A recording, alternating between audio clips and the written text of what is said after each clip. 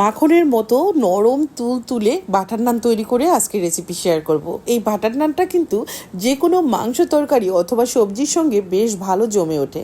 সামনে ঈদের জন্য আমি এই রেসিপিটা আপনাদের জন্য শেয়ার করছি। ঈদের মধ্যে বাসায় প্রচুর পরিমাণ গেস্ট থাকে, তখন কিন্তু পাতলা পাতলা রুটি বানানো অনেক ঝামেলা হয়।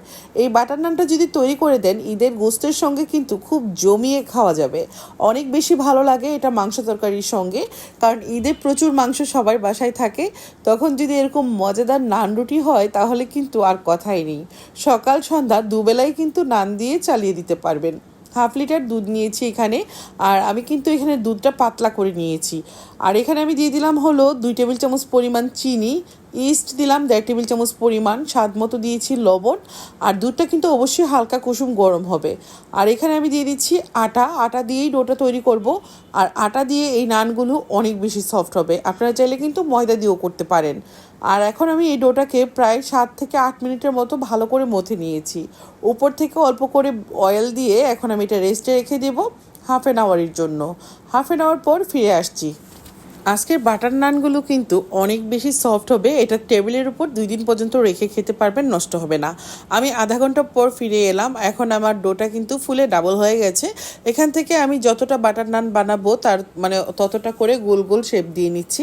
এটা দেখেই বুঝে নিতে হবে কীরকম করে নিচ্ছি। এখন কিন্তু সাধারণ রুটি যেরকম বানাই ঠিক ওরকম করে একটা রুটি বানিয়ে নিচ্ছি। তবে এই রুটিটা সাধারণ রুটির তুলনায় একটু মোটা হবে। আমরা রেগুলার যেই রুটিগুলো খাই সেই রুটি 2টা একসাথে করলে যেরকম হবে ঠিক ওরকমটাই হবে এই রুটিটা। আমি যদিও রুটি এত ভালো গোল করতে পারি না, বাট গোল করার দরকার নাই, এমনিই দিয়ে দেন, দেখবেন সুন্দরভাবে কিন্তু ফুলে উঠবে। আমি রুটিটা দেওয়ার পর চুলার আঁচটা কিন্তু লো হিটের চেয়ে একটু বাড়িয়ে রেখেছিলাম।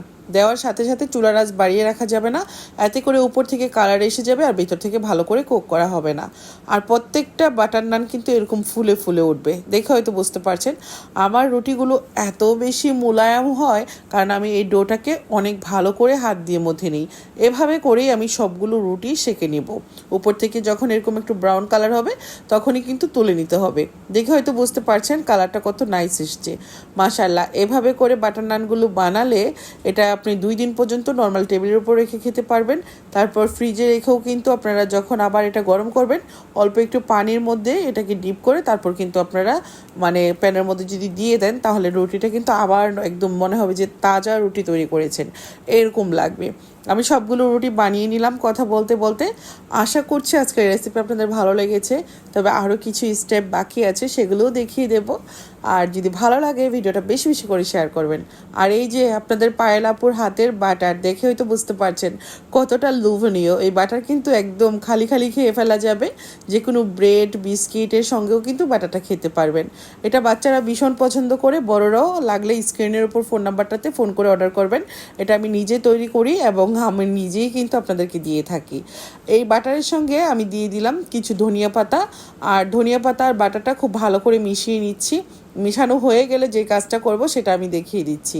এই বাটার দেওয়ার কারণে এই নানগুলো অনেক বেশি সফট হবে, খেতেও কিন্তু অসম্ভব ভালো লাগবে। তো বাটার যারা অর্ডার করতে চান দেরি করবেন না, এখনই অর্ডার করে দিবেন। এখন প্রত্যেকটা রুটির উপর আমি এভাবে করে বাটারটাকে ব্রাশ করে দিচ্ছি। ধনিয়া পাতাটা আপনারা চাইলে স্কিপ করতে পারেন, তবে আমার কাছে দেখতে ভালো লাগে সেই জন্যই দিলাম। অনেকে আবার গার্লিক খেতে পছন্দ করেন, সেক্ষেত্রে একটু রসুন কুচি অ্যাড করতে পারেন। তো আর আবার চাইলে কিন্তু শুধু বাটারটা এটার মধ্যে এভাবে ব্রাশ করে উপর থেকে একটু টোস্ট বিস্কিটের গুঁড়া ছিটিয়ে দিতে পারেন। এতে করে দেখবেন রেস্টুরেন্টে গিয়ে আমরা যে নানগুলো খাই সেই নানের টেস্ট কিন্তু হার মেনে যাবে। কতটা সফট হয়েছে আশা করছি দেখেই বুঝতে পারছেন। ভালো লাগলে প্লিজ ভিডিও বেশি বেশি করে শেয়ার করবেন। আর এই তো ভিতরটা কতটা ফ্লপি হয়েছে। আজকের মতো বিদায়, আল্লাহ হাফেজ, আসসালামু আলাইকুম।